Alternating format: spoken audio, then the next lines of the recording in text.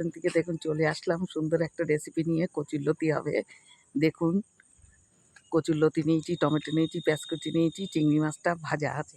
হ্যাঁ, দেখুন তেলের উপরে পেঁয়াজ কুচি দিয়ে দিলাম, দিয়ে এবার একটু নাড়াচাড়া দিয়ে নিই।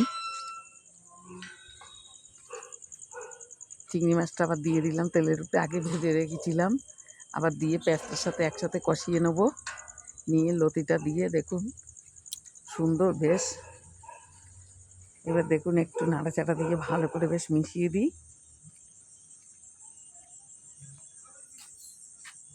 দেখুন এবার মশলাটা দিয়ে দিলাম, রসুন বাটা, লঙ্কার গুঁড়ো, হলুদ আর লবণ, আর কিছু না, এটাই হবে এর মশলা। হ্যাঁ, ভীষণ সুন্দর খাবার জানেন তো। কয়েকটা কাঁচা লঙ্কা দিলাম গোটা, অল্প জল দিলাম একটু কষানোর মতন।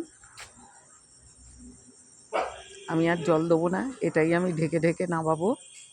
দেখুন কয়েক দানা চিনি দিয়ে দিলাম, কচু জাতীয় তো একটু মিষ্টি দিলে ভালো লাগে, টেস্টি হয়। দেখুন একটু ঢেকে দিলাম, এইভাবেই এটা হবে। আবার দেখুন নাড়াচাড়া দিয়ে নিচ্ছি। এবার দেখুন টমেটো দিয়ে দিলাম, আমি একটা বড় টমেটো বেশ কেটে রেখেছিলাম, সেটা দিয়ে দিলাম। আবার আমি আরেকটু ঢেকে দেবো টমেটোটা গলে যাওয়ার জন্যে। দেখুন কত সুন্দর হলো। এবার আমি আবার একটু ভালো করে বেশ নাড়াচাড়া দিয়ে নেবো ভালো করে। দেখুন সুন্দর হয়ে এসছে।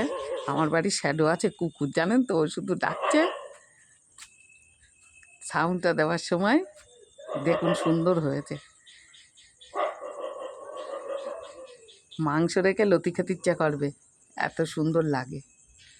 এমন করে রান্না করবেন, সত্যি ভীষণ ভালো লাগে। আর এটা হলো দেশি কচুরলতি, বুঝলেন তো, ভীষণ ভালো লাগবে।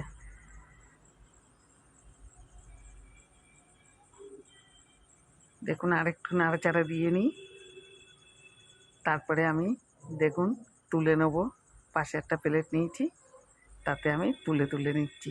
হ্যাঁ বন্ধুরা, ভিডিওটা দেখবেন, ভালো লাগবে, খেতেও ইচ্ছা করবে, বাড়িতে আপনারা তৈরি করে খাবেন এমন। সবাই ভালো থাকবেন। দেখুন সবটাই নামানো হয়ে গেছে। আমার সেই শ্যাডোটা আবার আমার পিছন দিকে এসে দাঁড়িয়ে আছে, কুকুরটা। ও আমাকে ছাড়া মোটে থাকে না, লুকিয়ে লুকিয়ে চলে এসেছি সাউন্ড দিতে।